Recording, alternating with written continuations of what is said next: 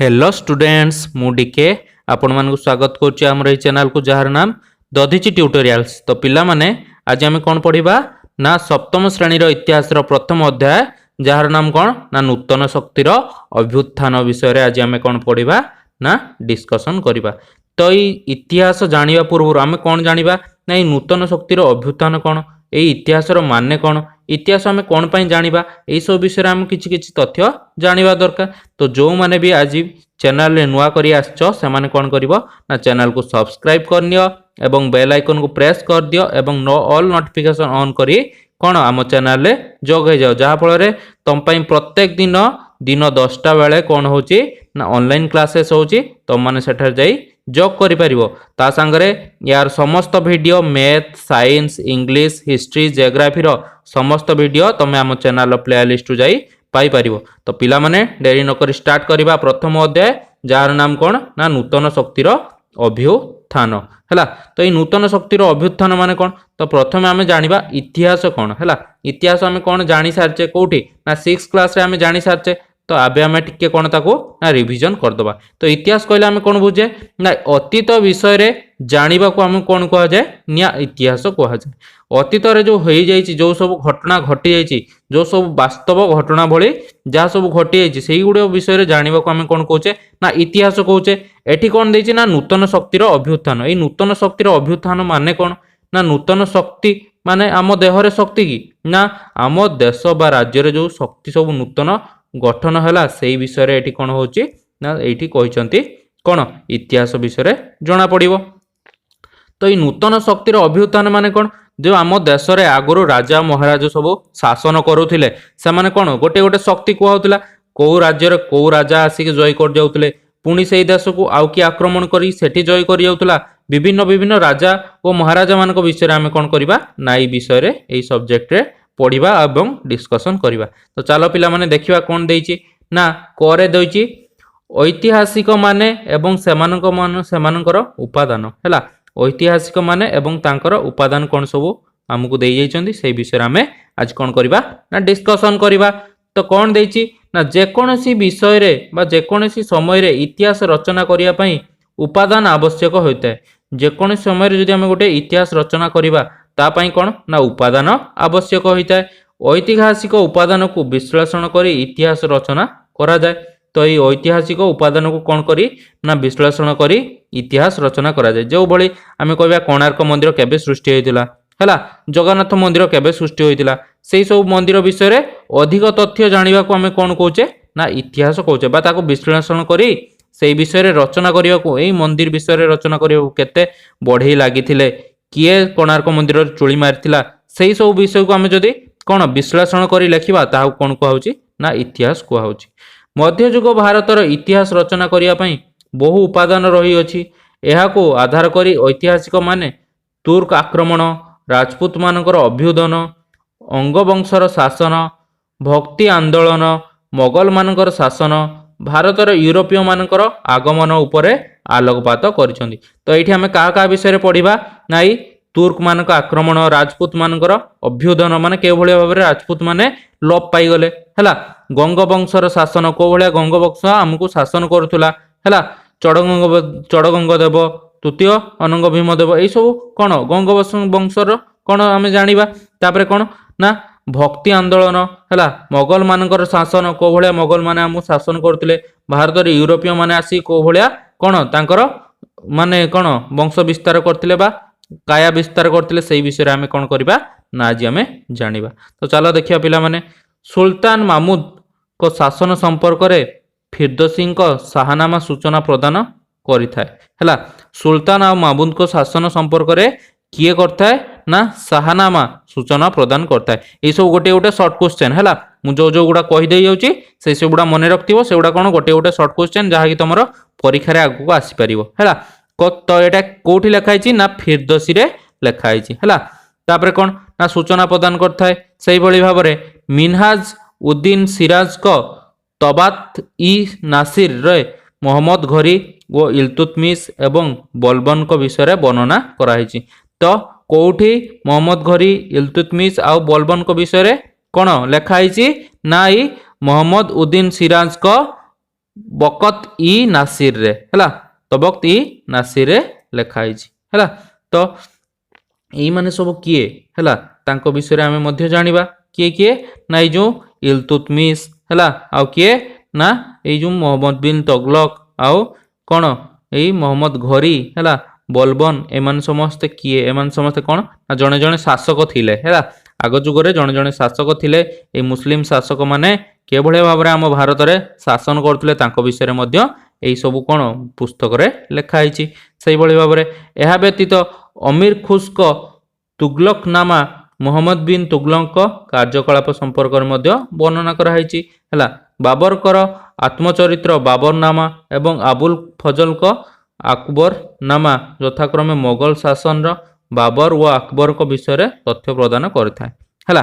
ତ ଏଇ ମୋଗଲ ସାମ୍ରାଜ୍ୟରେ କୋଉଭଳି ଭାବରେ ସେମାନେ ଆମକୁ ଶାସନ କରୁଥିଲେ କୋଉଠି ଲେଖା ହେଇଛି ନା ମହମ୍ମଦ ବିନ୍ ତୁଗଲକଙ୍କ ବିଷୟରେ ତୁଗଲକନାମାରେ ଲେଖା ହେଇଛି। ସେଇଭଳି ଆକବରନାମାରେ ଆକବରଙ୍କ ବିଷୟରେ କ'ଣ ନା ଲେଖା ହେଇଛି।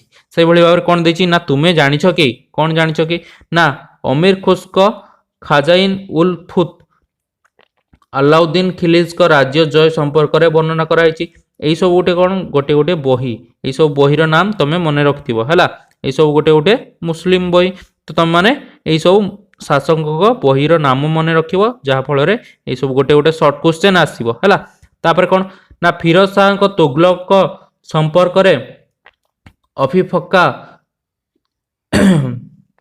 ତାରିଖ ଇ ଫିରୋଜ ସାହି ପୁସ୍ତକ ଅନେକ ସୂଚନା ଦେଇଥାଏ। ସେହିଭଳି ଭାବରେ ହୁମାୟୁନଙ୍କ ଭଉଣୀ ଗୁଲବଦନ ବେଗ ହୁମାୟୁନ ନାମାରେ ହୁମାୟୁନଙ୍କ ବିଷୟରେ ଅନେକ କଥା ଆଲୋଚନା କରିଛନ୍ତି ହେଲା। ଏଇ ସବୁ ବହି ଗୁଡ଼ିକର କ'ଣ ଅଛି ନା ସମସ୍ତ ତଥ୍ୟ ଲେଖା ହେଇଛି। ସେଇଭଳି ଇନାୟତ ଖାନଙ୍କ ଶାହଜାହାନ ନାମାରୁ ମୋଗଲ ସମ୍ରାଟ ଶାହଜାହାନଙ୍କ ସମ୍ପର୍କରେ ଅନେକ ତଥ୍ୟ ମିଳିଥାଏ। ସେହିଭଳି ଭାବରେ ବାବରନାମା ଓ ଅନ୍ୟତମ ତୁଜୁକ ଇ ବାବରୀ ତାଙ୍କର ସବୁ ଗୋଟେ ପୁସ୍ତକ ହେଲା। ଆକବରନାମାରେ ଆକବରଙ୍କ ପୁସ୍ତକ, ଆକବରଙ୍କ ବିଷୟରେ ଜଣାପଡ଼ୁଛି।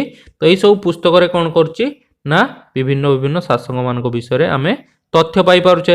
ସେଇଭଳି ଭାବରେ କ'ଣ ଦେଇଛି ନା ମୋଗଲମାନଙ୍କ ସମୟରେ ରଚିତ ଐତିହାସିକ କୃତିମାନ ମୋଗଲ ସମ୍ରାଟଙ୍କ କେଉଁ କାର୍ଯ୍ୟକଳାପ ଗୁଡ଼ିକ ବିଷୟରେ ବର୍ଣ୍ଣନା କରିଥାଏ, ଅନ୍ୟମାନଙ୍କ ସହିତ ଆଲୋଚନା କରି ଲେଖ ହେଲା। ତାଙ୍କ ସମୟରେ ଯେଉଁ ସବୁ କୀର୍ତ୍ତିମାନ ସବୁ ସ୍ଥାପନ ହୋଇଛି, ଯେମିତି ତାଜମହଲ ହେଲା, ଲାଲକିଲ୍ଲା, ଏଇସବୁ କ'ଣ ସେଇ ସମୟରେ କ'ଣ ତିଆରି ହେଇଥିଲା, ସେଇମାନଙ୍କ ବିଷୟରେ କେମିତି ଆମେ ତଥ୍ୟ ସବୁ ପାଇପାରିବା ବା ସେଇ ସବୁ ତଥ୍ୟ କାହା ବିଷୟରେ ବର୍ଣ୍ଣନା କରେ, ସେୟା କ'ଣ ନା ଅନ୍ୟମାନଙ୍କ ସହିତ ଆଲୋଚନା କର।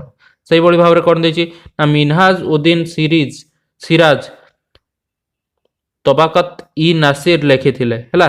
ସେହିପରି ଦିଲ୍ଲୀର ସୁଲତାନଙ୍କ ବିଷୟରେ ଅନ୍ୟ ଲେଖକ ଐତିହାସିକ କୃତିମାନ ଅନ୍ୟ ସହ ଆଲୋଚନା କରି ଦେଖ। ବିଜକ ହେଲା, ବିଜକ ଗ୍ରନ୍ଥରେ ଥିବା ଦହରୁ କବୀରଙ୍କର ଧର୍ମବାଣୀ ସମ୍ବନ୍ଧରେ ଜାଣି ହୋଇଥାଏ। କବୀର ହେଉଛନ୍ତି କିଏ ନା ଏକ ଧର୍ମ ପ୍ରଚାରକ। ତାଙ୍କର ଧର୍ମବାଣୀ ସବୁ କେଉଁଠାରୁ ଜାଣିପାରେ ନା ଏଇ ବିଜକ ନାମ ଗୋଟେ ଗ୍ରନ୍ଥ ଅଛି, ସେଥିରେ ଥିବା ଦହରୁ ଆମେ କ'ଣ କରିବା ନା କବୀରଙ୍କର ଧର୍ମବାଣୀ ବିଷୟରେ ସବୁ ଜାଣିପାରୁଥିଲେ। ସେଇଭଳି ଆଦି ଗ୍ରନ୍ଥ ବା ଗୁରୁ ଗ୍ରନ୍ଥ ସାହେବରୁ ନାନକଙ୍କର ଧର୍ମବାଣୀ ବା ନୀତିବାଣୀ ସମ୍ପର୍କରେ ସୂଚନା ମିଳିଥାଏ।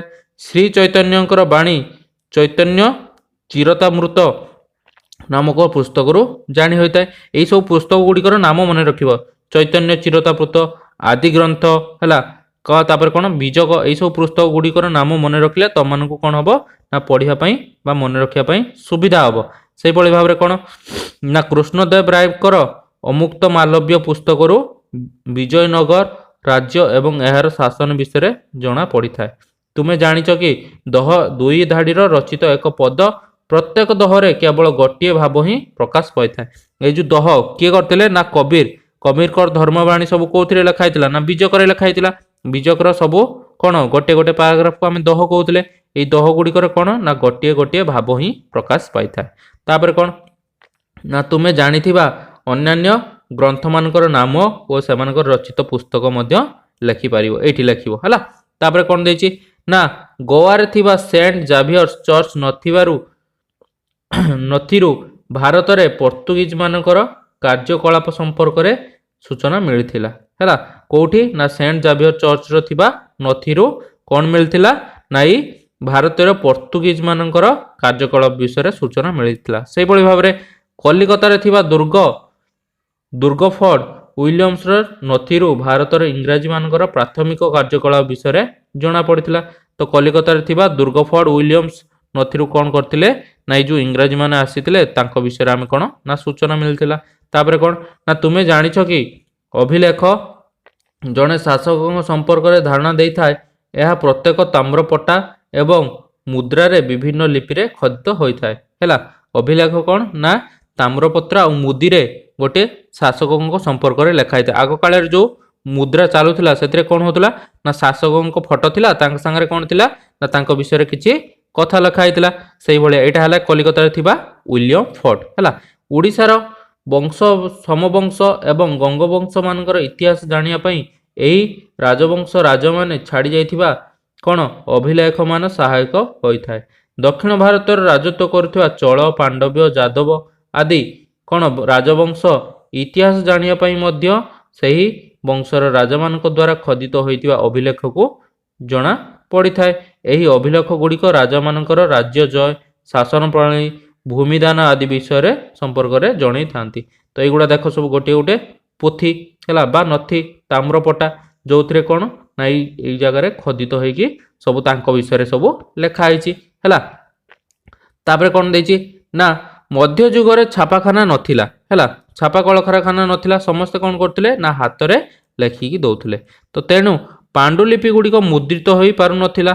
ଜଣେ ଲେଖକଙ୍କର ପାଣ୍ଡୁଲିପି ଦେଖି ତାହାକୁ ଅନ୍ୟ ଜଣେ ଲେଖୁଥିଲା। ଲେଖକକୁ ଅନୁସରଣ କରି ଲେଖିବା ବେଳେ ଅଧିକାଂଶ ଅକ୍ଷରରେ ପରିବର୍ତ୍ତନ ହୋଇଯାଉଥିଲା। ଯେତେବେଳେ ଅନୁକରଣ କରୁଥିବା ବ୍ୟକ୍ତି ମଧ୍ୟ ନିଜ ମନରୁ ଧାଡ଼ିଟିଏ ଦୁଇ ଧାଡ଼ି ଲେଖି ଦେଉଥିଲା। ହେଲା, ପାଣ୍ଡୁଲିପି ଯିଏ ଲେଖୁଥିଲା ସିଏ ଅନ୍ୟ ଜଣଙ୍କ ପାଖରୁ ଦେଖିକି ଲେଖୁଥିଲା, ଧାଡ଼ି ତଥ୍ୟ ଲେଖି ଦେଉଥିଲେ।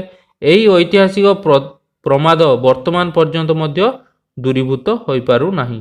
ଯେଉଁ ଆଗରୁ ଯେଉଁ ଜଣେ ଅନ୍ୟ ଜଣଙ୍କ ପାଖରୁ ଦେଖିକି ଲେଖି ଦେଉଥିଲା ସିଏ କ'ଣ କରୁଥିଲା ନା ଠିକ୍ ସେ ପଢ଼ି ପାରୁନଥିଲା, ସିଏ ଭୁଲ ଭାଲ ମଧ୍ୟ ଲେଖି ଦେଉଥିଲା। ତ ଏଇ ଭୁଲ ଆଜି ଯାଏଁ କ'ଣ ହେଉଛି ନା ଠିକ୍ ହେଇପାରୁନାହିଁ। ଫଳରେ ଅଧିକାଂଶ ଲେଖକ ଓ କବି ଐତିହାସିକ ମାନଙ୍କର ମୂଳ ଲେଖା ହସ୍ତଗତ ହୋଇପାରିନାହିଁ। ତଥାପି ମିଳୁଥିବା ଗ୍ରନ୍ଥକୁ ଆଧାର କରି ଇତିହାସ ଲେଖା ହେଉଛି। ହେଲା, ଏଇ ଯେଉଁ ଇତିହାସ ସବୁ ଲେଖା ହେଉଛି କେଉଁଠିକି ନେଇକି ଏଇ ସବୁ ଲିପି ମିଳୁଛି ହେଲା ବା ଗ୍ରନ୍ଥ ସବୁ ମିଳୁଛି, ସେଇଟାକୁ ଦେଖିକି ଆମେ କ'ଣ କରୁଛେ ନା ଇତିହାସ ଲେଖୁଛେ। ମଧ୍ୟଯୁଗର ଛାପାଖାନା ଥିଲା କି ସୁବିଧା ହୋଇପାରିଥାନ୍ତା। ମଧ୍ୟଯୁଗରେ ଯଦି ଛାପାଖାନା ଥାନ୍ତା ତାହେଲେ ଯେତେ ସବୁ ତଥ୍ୟ କ'ଣ ଆରାମସେ ଲେଖି ହେଇପାରିଥାନ୍ତା, ୟାର କୌଣସି ତ୍ରୁଟି ମଧ୍ୟ ଆମକୁ ଦେଖିବାକୁ ମିଳିନଥାନ୍ତା। ହେଲା, ସେଇଭଳି ଭାବରେ ବିଭିନ୍ନ ଗ୍ରନ୍ଥ ତଥା ନଥି ଅଭିଲେଖ ଗୁଡ଼ିକ ସଂଗୃହୀତ ହୋଇ ରହିଥାଏ। ଐତିହାସିକ ମାନେ ସେଗୁଡ଼ିକୁ ପଢ଼ି ବିଭିନ୍ନ ସମୟରେ ଇତିହାସ ରଚନା କରିଥାନ୍ତି। ହେଲା, କ'ଣ କରିଥାନ୍ତି ନା ଇତିହାସ ରଚନା କରିଥାନ୍ତି। ଅଧିକାଂଶ ସମୟରେ ତଥ୍ୟ ସମ୍ବଳିତ ତାଳପତ୍ର ପୋଥି ତଥା ପୁସ୍ତକର କାଗଜର ଉଚ୍ଚ ଲେଖା ଦେଇ ହୋଇଥାଏ। ତେଣୁ ବୈଜ୍ଞାନିକମାନଙ୍କ ପଦ୍ଧତି ଅନୁକରଣ କରି ଏହି ଉପାଦେୟ ଗ୍ରନ୍ଥ ଗୁଡ଼ିକ ଅଭିଲେଖଗାରରେ ସଂଗ୍ରହ କରି ରଖାଯାଇଥାଏ। ଏଇ ଯେଉଁ ସବୁ ପୋଥି ନଥି ଏଇସବୁ ଗୁଡ଼ିକ କେଉଁଠି ରଖାଯାଇଥାଏ ନା ଗ୍ରନ୍ଥ ଗୁଡ଼ିକୁ ଅଭିଲେଖଗାରରେ ସଂଗ୍ରହ କରି ରଖାଯାଇଥାଏ। ସେଠି କ'ଣ ନା ନଷ୍ଟ ହେବାର ଏତେ ସମ୍ଭାବନା ନଥାଏ। କାହିଁକିନା ଆମେ ଯେଉଁ ପୋଥି ନଥି ଗୁଡ଼ିକ ସଂଗ୍ରହ କରି ରଖିବା ସେଟା ନଷ୍ଟ ହୋଇଗଲେ ଆମେ କ'ଣ ଆଉ ଇତିହାସ ବିଷୟରେ ଜାଣିପାରିବା ନାହିଁ। ସେଭଳି ଭାବରେ ତୁମେ ଜାଣିଛ କି ଅଭିଲେଖଗାରର ବହୁ ନଥିପତ୍ର, ଦିନଲିପି ତଥା ପୁସ୍ତକ ଆଜି ରହିଥାଏ। ଗବେଷକମାନେ ସେମାନଙ୍କର ଗବେଷଣା ପାଇଁ ସେଠାରୁ ଉପାଦାନ ସଂଗ୍ରହ କରିଥାନ୍ତି। ହେଲା, କେଉଁଠି ତ ଅଭିଲେଖଗାରରେ ଆଜି ପର୍ଯ୍ୟନ୍ତ ନଥିପତ୍ର, ଦିନଲିପି ଏଇସବୁ କ'ଣ ନା ସେଇଠି ସଂଗ୍ରହ କରି ରଖାଯାଇଛି। ଯେତେବେଳେ ବୈଜ୍ଞାନିକମାନେ କିଛି ଗବେଷଣା କରିବା ପାଇଁ ଚାହାନ୍ତି ସେଇଠାରୁ ହିଁ ସେମାନେ ତଥ୍ୟ ସଂଗ୍ରହ କରିଥାନ୍ତି।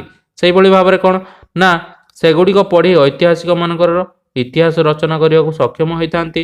ଅତଏବ ଇତିହାସ ଲେଖିବା ପାଇଁ ଉପାଦାନ ହେଉଛି ଯେ ନିତାନ୍ତ ଆବଶ୍ୟକ ସେ ସନ୍ଦେହ ନାହିଁ।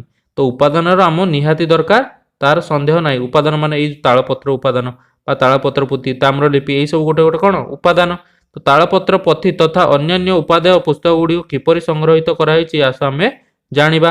ଆମ ରାଜ୍ୟର ଅଭିଲେଖଗାର କେଉଁଠାରେ ଅଛି ତମାନେ କ'ଣ ବୁଝିକି ମୋତେ କମେଣ୍ଟ ସେକ୍ସନରେ ନିହାତି ଜଣେଇବ। ହେଲା, ତାପରେ କ'ଣ ଦେଇଛି ନା ତୁର୍କ ମାନଙ୍କ ଆକ୍ରମଣ। ନେକ୍ସଟ କ୍ଲାସରେ ଆମେ କ'ଣ କରିବା ନା ତୁର୍କ ମାନଙ୍କର ଆକ୍ରମଣ ବା ତୁର୍କୀ ମାନେ କେଉଁ ଭଳିଆ ଆମ ଦେଶକୁ ଆକ୍ରମଣ କରିଥିଲେ, ମହମ୍ମଦ ଗଜନୀ କେଉଁ ଭଳିଆ ଆମ ଦେଶକୁ ଆକ୍ରମଣ କରିକି କେମିତି ସବୁ ଲୁଣ୍ଠନ କରି ନେଇଥିଲେ ସେଇ ବିଷୟରେ ଆମେ କ'ଣ କରିବା ନେକ୍ସଟ କ୍ଲାସରେ ଡିସ୍କସନ୍ କରିବା। ତ ପିଲାମାନେ ଆଜି ପାଇଁ ଏତିକି। ଆଜିର ଏଇ ଭିଡ଼ିଓଟି କେମିତି ଲାଗିଲା ମୋତେ କମେଣ୍ଟ ଆଉ ଲାଇକ୍ କରି ନିହାତି ଜଣେଇବ। ता संगे चैनल को सब्सक्राइब करनियो एवं बेल आइकन को प्रेस कर दियो। तो आज पे एतिकी पिला माने रहिली। Thank you.